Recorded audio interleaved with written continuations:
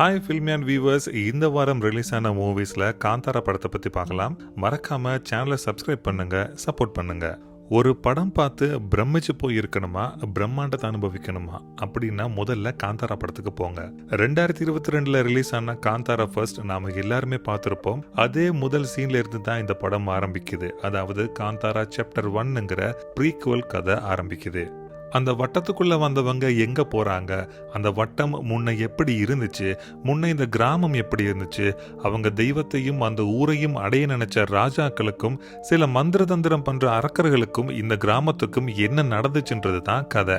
இந்த கதையை ரிஷப் ஷெட்டி எப்படி பிரசன்ட் பண்ணிருக்கிறான்றது தான் சிறப்பே. இந்த படத்துல முக்கியமான விஷயங்கள் நிறைய இருக்கு. அதுல ஃபர்ஸ்ட் VFX. இதுவரைக்கும் நாங்க பார்த்து மிரண்டு போன எந்திரன், பாகுபலி, RRR போன்ற படங்களோட VFX எல்லாம் தூக்கி சாப்பிடுற அளவுக்கு இருக்கும் இந்த படத்தோட VFX. புலி வர்ற சீனா இருக்கட்டும், மற்ற எல்லா CG ஒர்க்குமே துல்லியம். ஒரே ஒரு ஃபிக்ஷனல் கேரக்டர் மட்டும் CGன்னு காட்டி கொடுக்கும். படத்தோட செட் ஒர்க் அவ்வளவு கச்சிதமா இருக்கும்.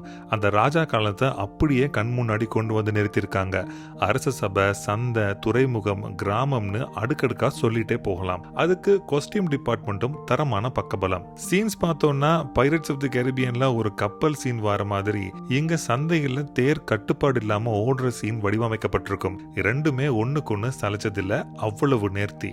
படத்துல வர 90% சீன்ஸ் நமக்கு பிரமிப்பை கொடுத்தாலும் ஒரு சிவபூஜையை காட்டியிருப்பாங்க. அது எங்களை மெய்சிலிருக்க வைக்கும். ஒரு கட்டத்துல அதான் மெயின் வில்லனோட கதை முடிஞ்சிருச்சு, அதுக்கப்புறம் என்னன்னு நினைச்சா மீதி ½ an hourக்குள்ள ட்விஸ்ட் கொடுத்து கிளைமேக்ஸ்ல இன்னும் பிரமிக்க வச்சிருக்காரு ரிஷப் ஷெட்டி.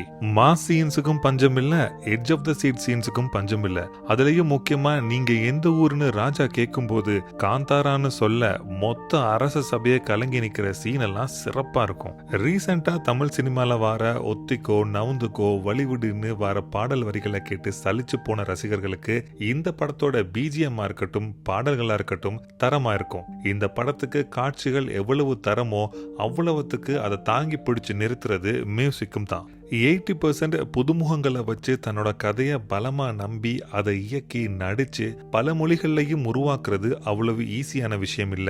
இயக்கும் போதே ஒருத்தர் நடிக்கலாம், ஆனா இந்த மாதிரி ஒரு பிரம்மாண்டமான படத்தை இயக்கி நடிக்கிறதுக்கே வேறையா ஒரு தைரியமும் துணிச்சலும் இருக்கணும். நானும் நடிகன் தான் முதல் படத்துல நிரூபிச்சாலும் இந்த படத்துல இன்னும் மெருகூட்டி இருக்காரு ரிஷப். அதுலயும் அருள்வார காட்சிகள் பிரமாதம். என்ன கேட்டா நேஷனல் அவார்டு நிச்சயம்னு சொல்லலாம். வலிமையான ஹீரோயினா இல்லாம கொடுக்கப்பட்ட ரிஸ்கான கேரக்டரை நேர்த்தியா சிறப்பா பண்ணிருக்காங்க ருக்மணி வசந்த். இந்த படத்துக்கு ஸ்டண்ட் ஒரு கண்ணு மாதிரினா சினிமோட்டோகிராஃபி இன்னொரு கண்ணுன்னு சொல்லலாம். அப்படி ஒரு கெமிஸ்ட்ரி ரெண்டு டீமுக்கும் மிரட்டலா இருக்கும். ஒருத்தரால இப்படியெல்லாம் யோசிக்க முடியுமா, அதுக்கு இப்படி உயிர் கொடுக்க முடியுமான்னு ஆச்சரியத்தோட வியக்க வச்சுட்டாரு ரிஷப். கிட்டத்தட்ட 125 கோடியில 3 வருஷமா கஷ்டப்பட்டு எடுத்த இந்த படம் நிச்சயம் பல விருதுகளை குவிக்கும், காலத்துக்கும் நின்னு பேசும். நிச்சயம் தியேட்டர்ல பார்க்க வேண்டிய இந்த படம் ஒரு மாஸ்டர் பீஸ். மிஸ் பண்ணாம தியேட்டர்ல பாருங்க. நீங்க கொடுக்க போற டிக்கெட் காசு 100% வர்த். மீண்டும் இன்னொரு வீடியோவில் சந்திக்கிறேன். அது வரைக்கும் காத்துருங்க. நன்றி, வணக்கம்.